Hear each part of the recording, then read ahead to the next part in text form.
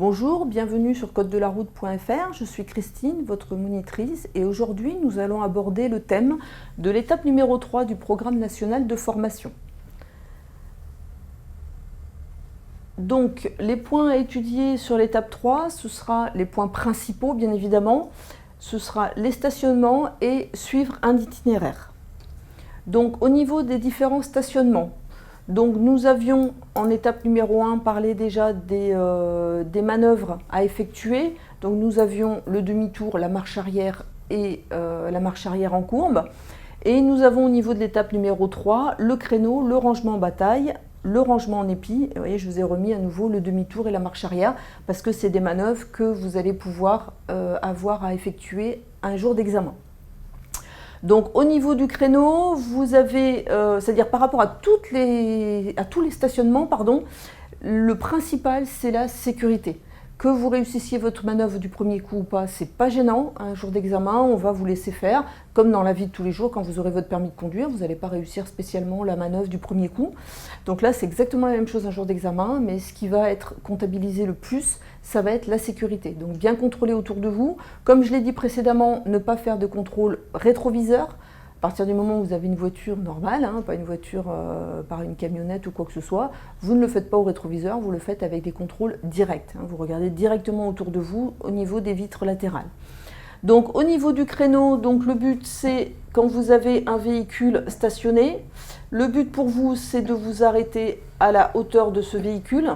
Donc évidemment vous avez déjà mis le clignotant et vous avez déjà contrôlé autour de vous qu'il n'y ait personne qui se bloque derrière vous. Donc à partir du moment où vous avez fait un ralenti en ayant contrôlé et clignoté avant d'être complètement arrêté, vous n'avez pas le risque que quelqu'un vienne s'arrêter derrière vous.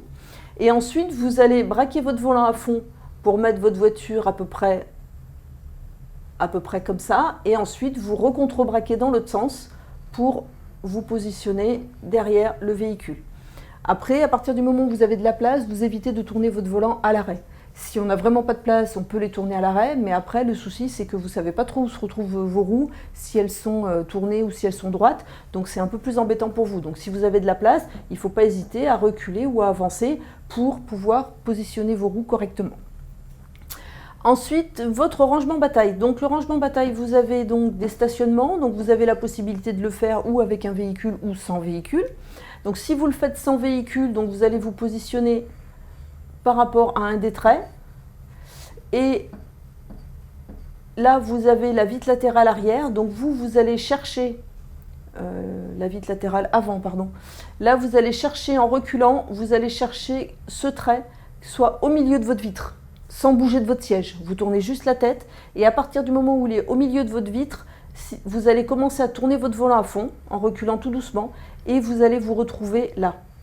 Donc en fait, quand vous prenez les points de repère avec les traits quand il n'y a pas de véhicule, en fait, si vous prenez le point de repère avec le premier trait, vous allez compter un trait, deux traits, trois traits, ça va vous faire stationner au troisième trait.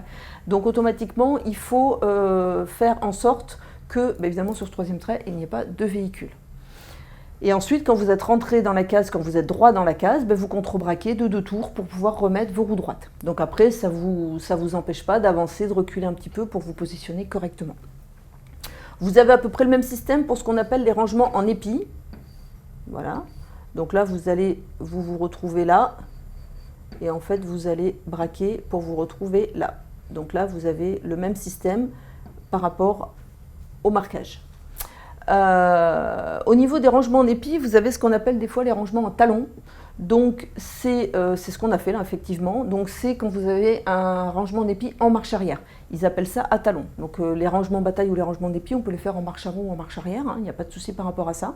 Ensuite, vous avez le demi-tour qu'on a déjà vu la dernière fois. Donc on reprend un petit peu au niveau du demi-tour. Donc vous êtes à ce niveau-là. Il faut vous retrouver là et le faire en 1 fois, 2 fois et 3 fois. Donc par rapport à ce demi-tour, évidemment, comme toujours, par rapport à un examen, si l'inspecteur vous demande de faire demi-tour, c'est souvent que vous avez la possibilité de le faire en 3 fois. Après, si vous n'y arrivez pas en 3 fois, vous pouvez le faire en 5 fois, en 7 fois, hein, c'est pas le problème. Après, évidemment, il va s'arranger certainement pour ne pas vous le faire en une seule fois. Donc la route sera suffisamment étroite, à moins que vous soyez trompé dans une intersection. Donc à ce moment-là, il va vous demander de faire un demi-tour. Donc là, ce ne sera pas obligatoirement une manœuvre, vous pouvez la faire en une fois.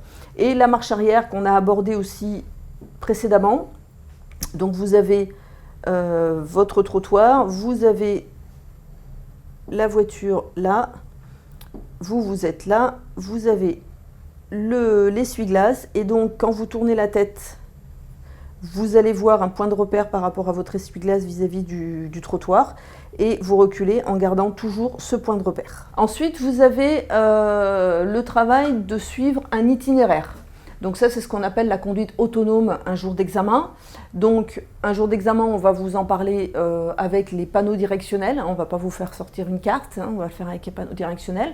Mais il est vrai qu'en leçon ou ensuite dans la vie de tous les jours, bon, après maintenant vous avez des GPS hein, qui aident pas mal. Mais si on veut faire le travail un peu sérieusement, on peut le faire avec une carte. Donc on vous donne une carte d'une agglomération ou de plusieurs villes et on vous demande d'aller à un point A, un point B. Donc vous préparez votre itinéraire sur votre carte et ensuite vous le suivez sur la route. Et ensuite, avec les panneaux directionnels, on va vous demander, par exemple, on va reprendre l'exemple d'un jour d'examen, on va vous demander de prendre la direction de Paris.